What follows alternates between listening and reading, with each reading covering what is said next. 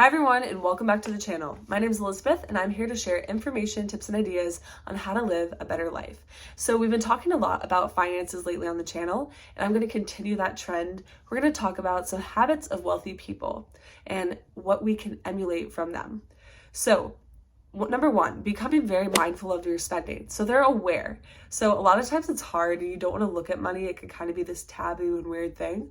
But really, if you take a look at it, it can expose anything that you can improve on and the things that you're doing well. It can also expose more money. Sometimes we think we don't have a lot of money and we realize, oh, I'm actually spending a lot over here.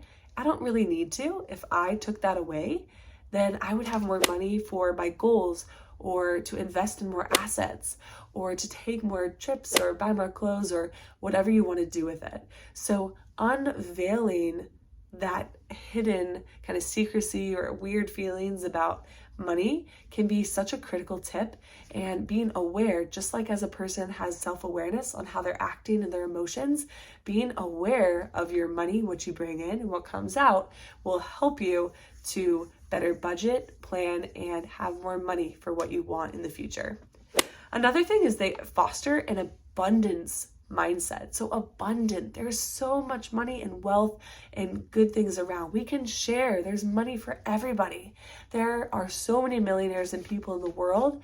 The more that we share and that we believe it's abundant, the better. So you don't want to have a scarcity mindset that there's not enough money around, there's not a lot of things there. There is more money to go around for everybody. Additionally, investing in real estate and land. Yes, your regular house is not always the best investment, and you can pour so much money into your house and making it how you want and doing repairs as you own it.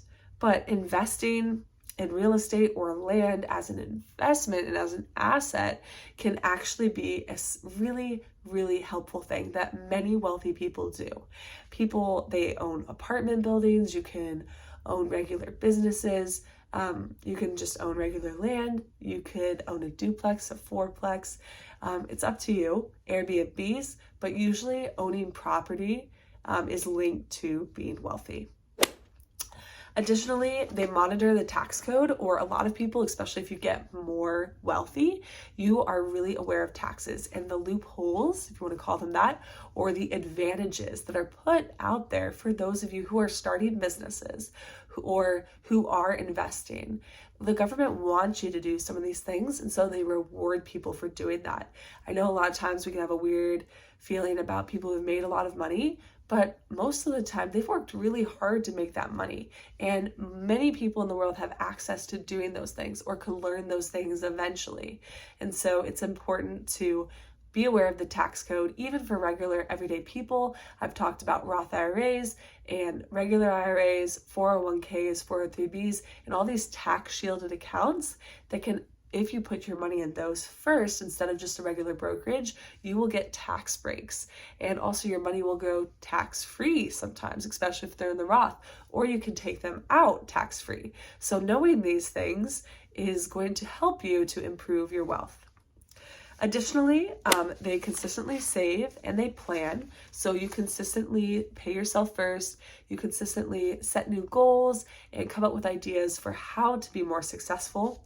They're very disciplined and they have a budget. So typically, if you wealthy people adhere to at least the 50-30-20 budget rule, which is spending 50% on needs, 30% on wants, and 20% towards savings. Of course, some people, especially if you're in the FIRE movement or you're trying to retire early, you might save even more than 20%. But this is a good rule of thumb just to get you in the habit of paying yourself first and creating a budget and sticking with it. They don't just buy whatever they want or ignore their money that's coming in or out. They don't just ignore it and just pay for it on credit cards, and they ignore their financial statements and they just pretend they're making more money, or they wish they made more money and they're making these choices. They're very aware and they're very strategic, and that will help you to be wealthy as well. Auto payments. You might hear about auto payments. So instead of just having all these bills or things that you have to pay each month, it's automatically done. This can help with your investments and with getting dividends and receiving dividends, and also not trying to time the market. It's just the 1st and the 15th of every month, I'm going to put $100 into my investment account or $500 into this account. And if you do that, then it's automatically done. You don't have to worry about it, especially if it's taken out of your paycheck already.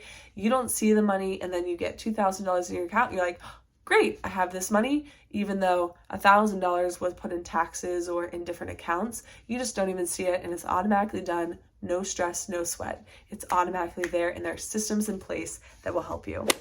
Selectively choosing opportunities. So they learn how to say no as well. I know sometimes it can be really hard to say no, or especially if you're a parent or if you are a person who loves being involved or loves to help and wants to contribute. It can be hard saying no when people need help, or there's an event going on, or even maybe something that can make you money, but then it causes sacrifice for time with your family. You have to know when is the right time to say yes, and when might not be the best time to do something. Pay yourself first. I'll talk about it again and again. It's so important to pay yourself first. You're working hard, spending, earning this money. Make sure you're paying yourself and helping yourself grow and get towards your goals. They closely track the interest rates. So interest rates can make a big difference. I know right now we're kind of going through that, and interest rates are a lot higher, at least than they have been in the last few years. And so just keeping an eye on that, because it can add up, especially if you are getting a loan and using the bank's money. Knowing how much your interest rate is can make a huge difference on how much you end up paying over the life of the loan. Make your money work for you. So not all people who are wealthy have had a family history of people who are wealthy. They create these passive income sources, and they contribute to their employer benefits, and they get the matches and stuff. They make their money work for them. So like I said, as a regular person, there are a lot of things you can do. You can live below your means. You can see what your employers offer and contribute and do those things. So anything that you can, try to do those things.